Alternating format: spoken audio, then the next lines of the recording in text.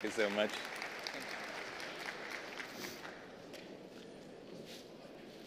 Hey, John, IBM team. Thank you so much for asking. And dear audience, thank you so much allowing me to jump up on stage a second time.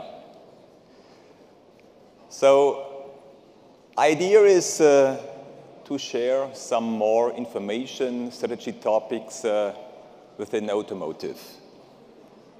This morning, I already shared our perspective, our vision of digital twin.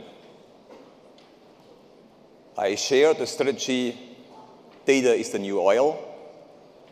And now I want to introduce a third term. This third term is called functional prototype. And what does this mean, I want to explain in a minute.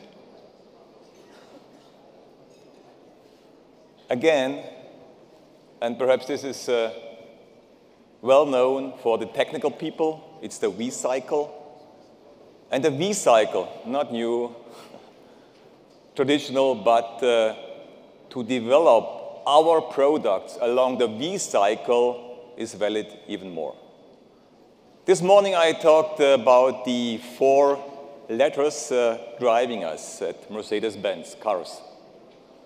It's case, standing for connected, autonomous, it's shared or service, and it's electric, e-driven. This is huge complexity from an engineering perspective, but from a holistic life cycle perspective as well. So this morning I mentioned and I shared our interpretation of digital twin. Let me now focus on the very early phase on the digital twin. This is before we start designing the parts, coding the software. It's strategic phase. Strategic phase dealing with the specification. And the components, the parts we have to design to model are, like explained, it's services,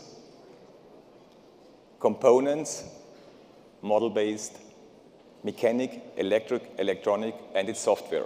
All of them have to be specified first, and then, after the specification, implemented and tested. What is challenging for us in the automotive industry?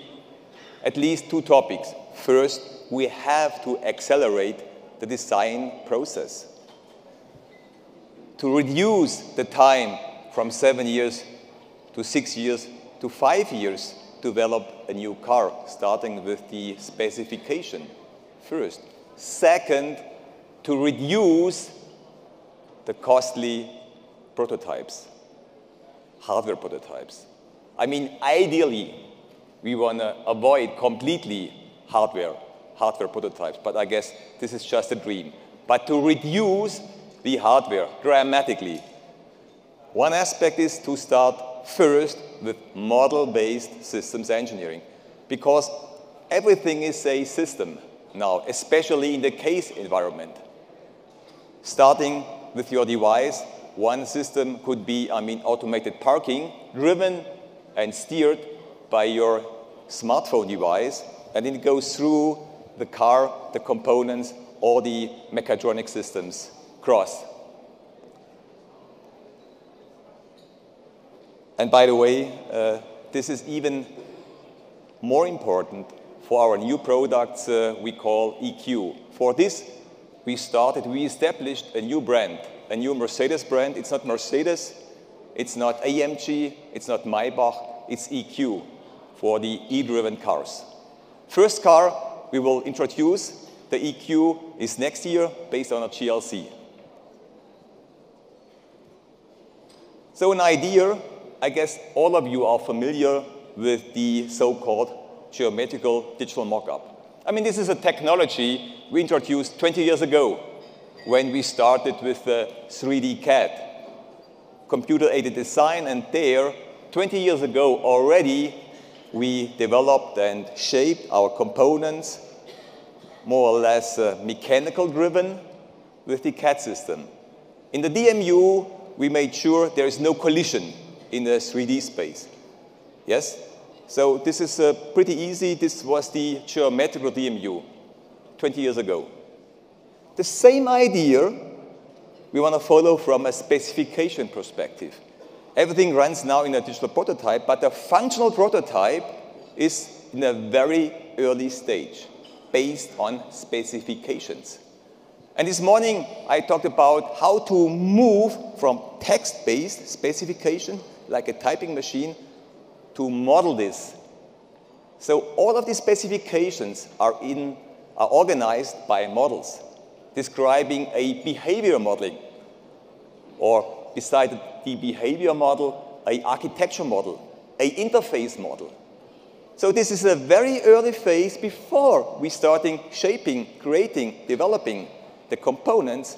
We are in the strategic phase, specification, and a holistic bundle of describing everything, the whole car, the whole software, the whole behavior. This we call functional prototype. And the functional prototype is part of the digital twin. It's the first step, the first building block for the digital twin. And then this is flowing with the functional, and the digital prototypes are then flowing in the real digital twin and the real production. Again,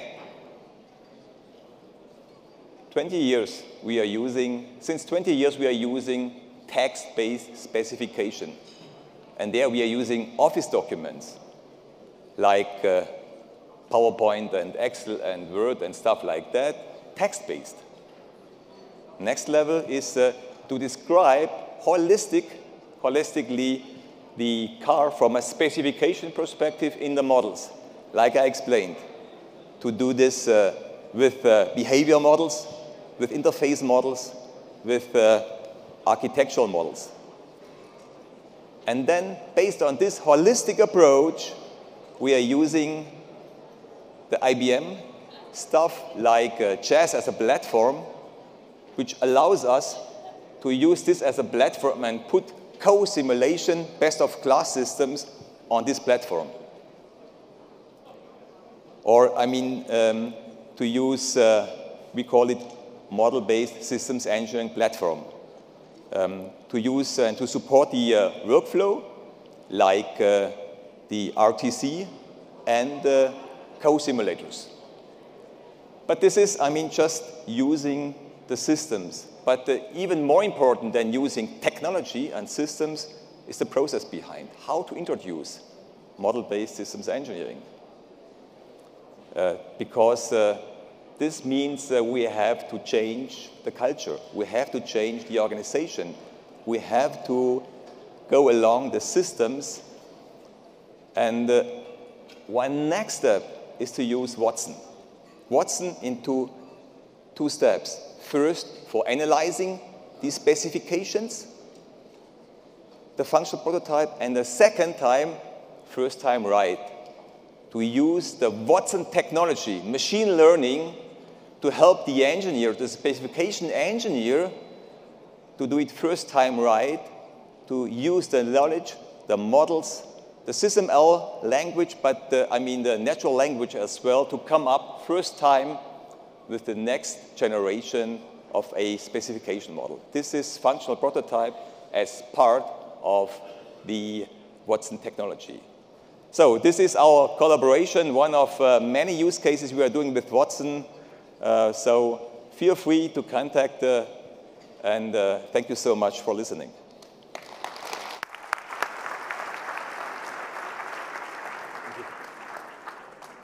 Thank you, Sigmar.